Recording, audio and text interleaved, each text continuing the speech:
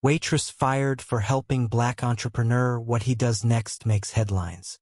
The fluorescent lights of Millie's diner buzzed faintly, casting a sterile glow over the red vinyl booths and checkered floor.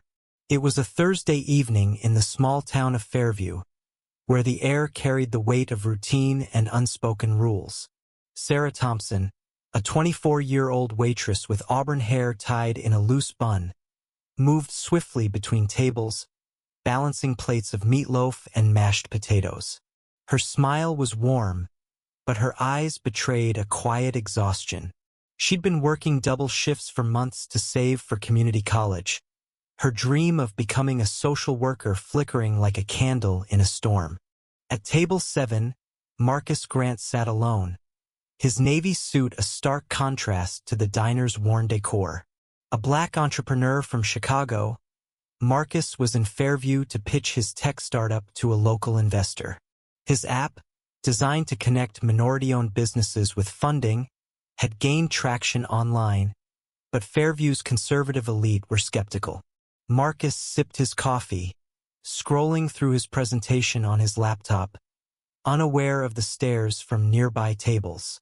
Whispers slithered through the diner, words like outsider and troublemaker hissed under the clatter of forks. Sarah noticed the tension. She'd grown up in Fairview, where racial divides were rarely spoken but always felt. Her father, a mechanic, had taught her to judge people by their actions, not their skin. So when Marcus asked for a refill, she lingered, asking about his app. His passion lit up the room, and Sarah, inspired, slipped him a napkin with a scribbled note. The investor you're meeting, Mr. Hargrove, hates tech. Focus on community impact.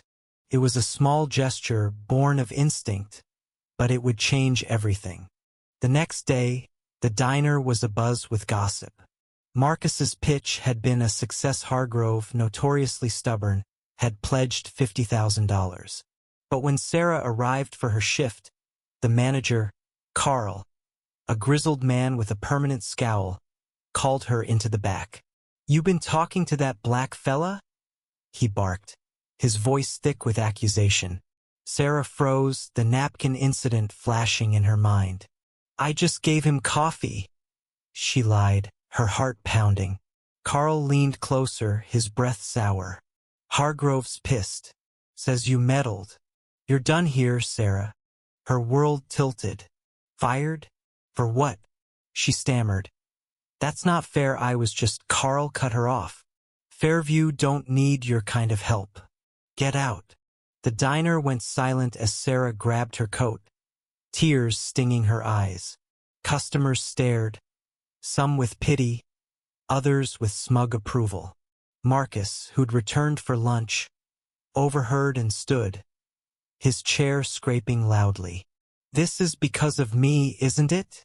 he demanded. Carl's glare hardened. "Sit down, boy, or you're next." The word boy landed like a slap, and the room crackled with tension.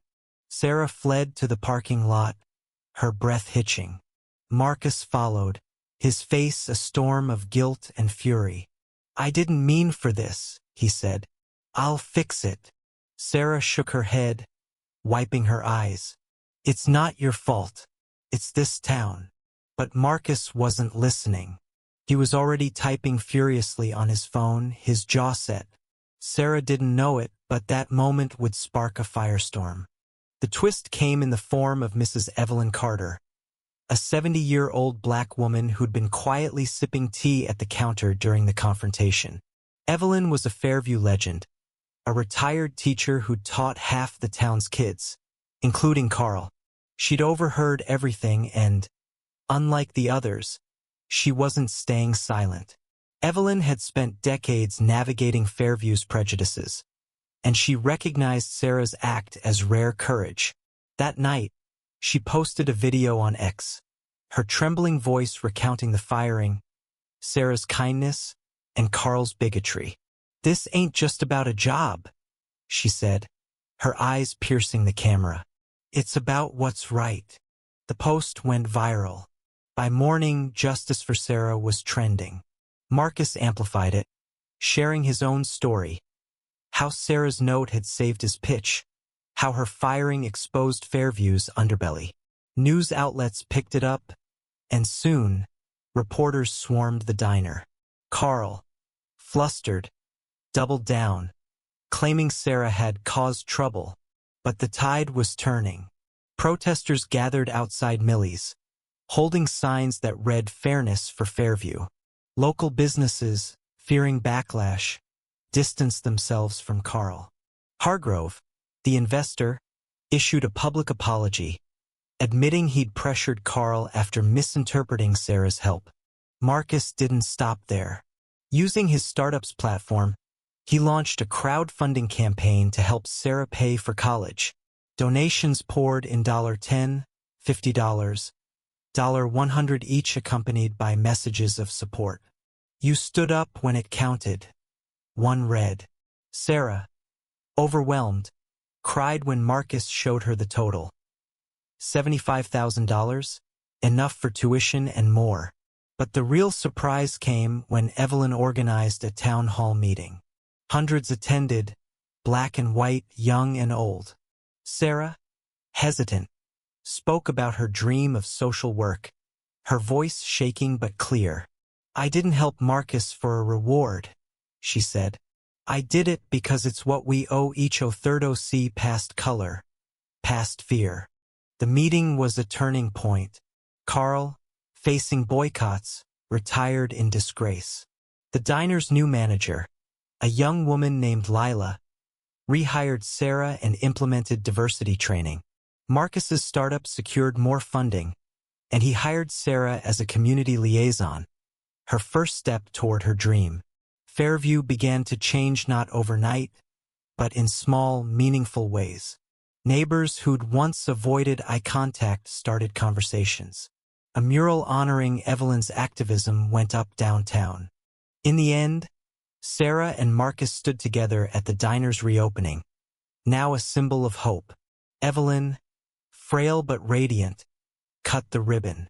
The crowd cheered, and Sarah felt something she hadn't in years: pride in her town. The story of a waitress fired for a small act of kindness had become a beacon, proving that courage, even in the face of hate, could rewrite the future. What do you think? Does one act of kindness justify risking everything, or should Sarah have stayed silent to keep the peace? Share your thoughts.